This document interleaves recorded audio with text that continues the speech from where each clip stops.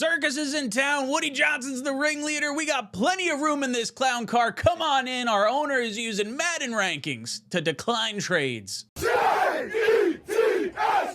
Jets! All right, gang, welcome in. Another week means another hit piece from Deanna Rossini and Zach Rosenblatt over at The Athletic. And man, this one's a doozy, and we just look like we have egg on our face every which way it goes. And I want to get into the article, go through some thought processes, how the Jets respond to this, the impact that it will have on the Jets, and my thoughts overall from what I've heard through the little bits of people that I talk to in the know. But this coming by way of Deanna Rossini and The Athletic. Douglas told the Broncos that Johnson didn't want to make the trade for Jerry Jeudy because he felt Judy's player rating in Madden NFL, the popular video game, wasn't high enough. That's very, on brand for the New York Jets. This feels like something that could happen. Now, I don't know what their source is. If this is Douglas on the way out, I don't know if that's it. It feels more like it's a Broncos source saying something like to the effect of, hey, this is what we were told, and this is why this trade didn't go through. If there's any shred of truth to this is absolutely brutal. And don't get me wrong, I don't think it's Woody Johnson playing Madden and knowing the Madden rankings. Jerry Jeudy had an 81 ranking, by the way, so I'm not sure why that's too bad to trade for. But maybe Brick Johnson, the little CEO, GM, stuff that we heard and all those rumors and stuff. Maybe he's playing Madden and issuing his guidance on whether they should trade for Jeudy or not. Oh, God. Look, I said this at the time back in March. The Jets had made an offer for Jerry Jeudy. It was, what I was told at the time was a 4th-round pick and Allen Lazard, and the Broncos shot down that offer because they didn't want to take on Allen Lazard's contract. So this doesn't pass what I know to be truthful, but it's entirely possible that there was a second trade offer that was ultimately nixed by way of Woody Johnson. Look, even, I don't know, this just feels like a very silly thing to have Douglas say either way, but this does not look good. This, to me, is like the final, I shouldn't say the final straw. There's plenty of final straws that could have broke this camel's back. But if you're trying to get a good GM in here, or like a top-of-the-line head coach like a Mike Vrabel, and these stories start coming out, it's like really infuriating that any of this, none of this is going to help us. None of this is going to help us. This story goes on, and there's more to it. And then I'll give you some additional thoughts that I have as far as like what the Jets can do and everything. In 2022, quarterback Mike White played through broken ribs late in a late season game against the Seahawks. With postseason hopes on the line, White played poorly. The Jets lost and were eliminated from playoff contention after the game. The quarterback in the showers. With the quarterback in the showers after throwing his helmet to the locker room floor. Multiple Jets players said they heard Woody Johnson say, "You should throw your helmet, you fucking suck." The statement got back to White. The team spokesman and Johnson apologized to the quarterback, who declined to comment for this story. This is so fucking stupid. I really hate Woody Johnson for this kind of crap.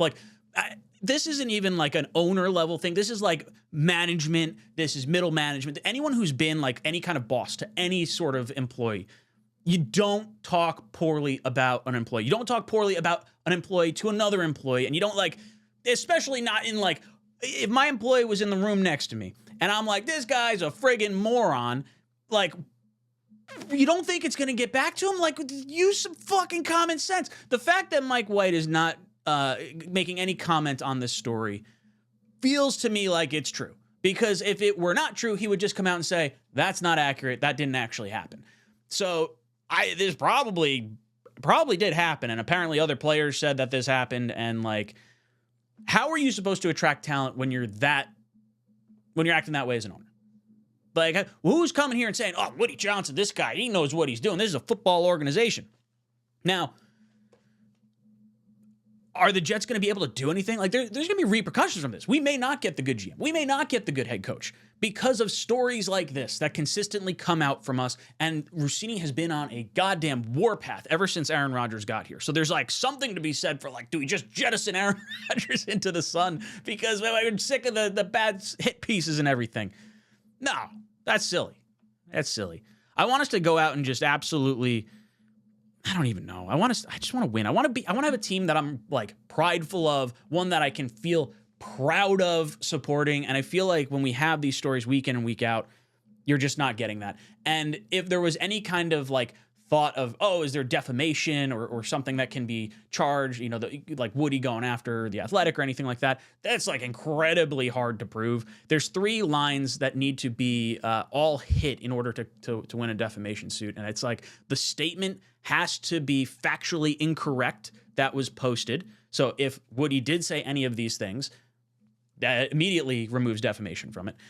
You have to prove that there was I believe it's a negative intent on the part of like Rossini and The Athletic, which is, I mean, maybe you can argue that they had some of their locker room access stripped away, and that maybe that is like retribution for that. But then you also have to prove financial loss, and like, there's no way you're going to be able to prove financial loss as the New York Jets from these comments when your product on the field is the entire reason you're losing any kind of money or not getting any kind of benefit from, like, you know, players wanting to sign here or whatever.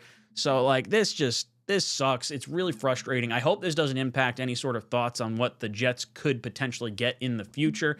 And look, I'll be honest. I don't know how much this feels like half truths. This feels like there's probably little things here, but there's just too much like to it to be able to say that it's 100% factually wrong. So I think there's probably some truth here. I want to hear from you guys. What do you think about this? What do the Jets do from here? What do you make of either one of these stories? And like, is there any way Jeff Bezos could buy the Jets and build us a dope stadium? Like, come on. Oh, son of a... Those are my thoughts. Let me know in the comment section down below. And as always, go Jets. Look at these results. People are making free money betting on sports, making thousands every month. The secret, they're using OddsJam. OddsJam isn't just another betting app. It's turning the entire system in your favor. Here's how. OddsJam uses a strategy called arbitrage, finding odds differences across sports books. You bet both sides, and no matter what the outcome is, you will profit. Here's an example. If you put $500 on Boise State to win on FanDuel and $335 on their opponent, San Francisco, on DraftKings, you're guaranteed to make $50 win or lose. It's that simple. With the OddsJam mobile app, you'll get real-time alerts on these opportunities every day. People are making thousands monthly, and to get you started, use code JETSTALK for 35% off and a 7-day free trial. I guarantee you'll profit during the trial, and if you don't, cancel. With one click, no questions asked. Don't leave money on the table. Go to oddsjam.com, use code JETSTALK, and start making money the smart way.